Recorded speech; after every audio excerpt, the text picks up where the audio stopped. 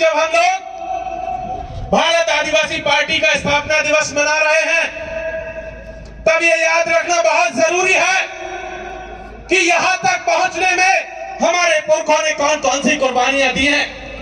आज का दिन हमारे पुरखों के उनके संघर्षों को याद करने का दिन है। आज का दिन मानगढ़ के शहीदों को याद करने का दिन है। आज का दिन खरसावा में जो शहीद हुए थे उनको याद करने का दिन है। आज का दिन जगदीश पांडव को याद करने का दिन है। साथियों, ये याद रखना होगा कि आदिवासियों ने यहां तक पहुंचने के लिए कितनी कुर्बानियां दी हैं, और उन कुर्बानियों के बाद जब आज हम लोग यहां पर अपनी एक पार्टी बना करके खड़े हुए हैं, सिर्फ ये पार्टी नहीं है, ये एक आंदोलन है जो इस देश के 13 करोड़ आदिवासियों की तरफ से छेड़ा हुआ है।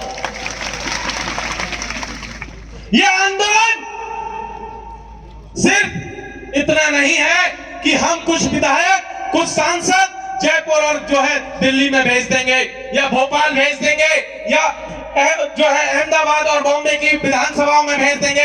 ये आंदोलन याद रखने का दिन है कि हमारे पुरखों का जो सपना था, हमारे आदिवासियों ने जो सपना आज की तारीख में देखा हुआ है, उस सपने को पूरा करने का आंदोलन है। साथियों, आज आप तमाम लोगों को बहुत बहुत बधाई कि आपने अपनी खुद की पार्टी बनाई है और इस देश के 13 करोड़ आदिवासियों को बीजेपी और कांग्रेस से मुक्ति दिलाई है। इसलिए एक बार जोरदार तालियां आप सबके लिए।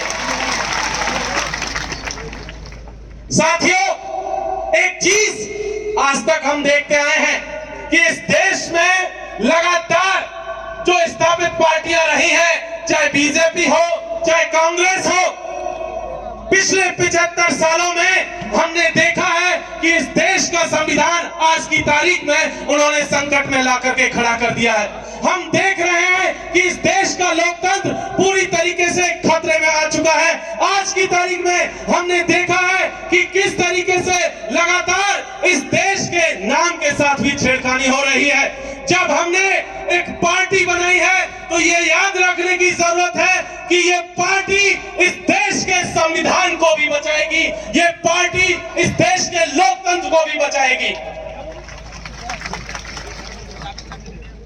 एक और चीज जो याद रखने की जरूरत है साथियों, पिछले 75 सालों में इस देश के आदिवासियों का भविष्य दिल्ली, जयपुर, बॉम्बे, भोपाल, रांची के एसी कमरों में बैठे हुए लोग बनाते रहे हैं।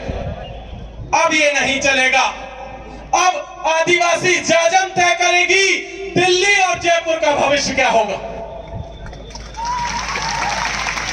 ये यहां से बैठ करके हम लोग तय करेंगे कि दिल्ली में राजनीति कौन सी होगी। हम लोग तय करेंगे जयपुर के भीतर विधानसभा में राजनीति तक कैसी होगी। हम लोग तय करेंगे कि भोपाल की विधानसभा के भीतर की राजनीति कैसी होगी। ये यहां से हमें सुनिश्चित करना है साथियों कि ये जो पूरी की पूरी लड़ाई है, इस देश के 14 करोड़ आदिवासियों को बचाने की लड़ाई है, इस देश के अल्पसंख्यकों को बचाने की लड़ाई है, इस देश के दलितों के सम्मान को बचाने की लड़ाई है, इस देश के पिछड़ों को हिस्सेदारी दिलाने की भी लड़ाई है। क्योंकि ये लड़ाई इस देश के तमाम शोषितों, वंचितों, पीड़ितों, आदिवासियों, दलितों, उन सब की लड़ाई है जिन्हें कांग्रेस और बीजेपी ने धोखा दिया है।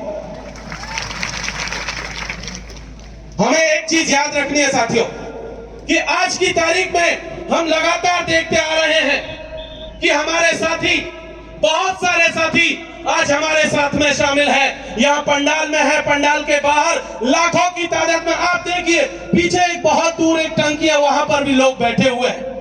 इधर देखेंगे तो आपको देखेंगे कि दूर दूर तक हमारे साथी है, पीछे भी देखेंगे तो जगह नहीं है बैठने के लिए।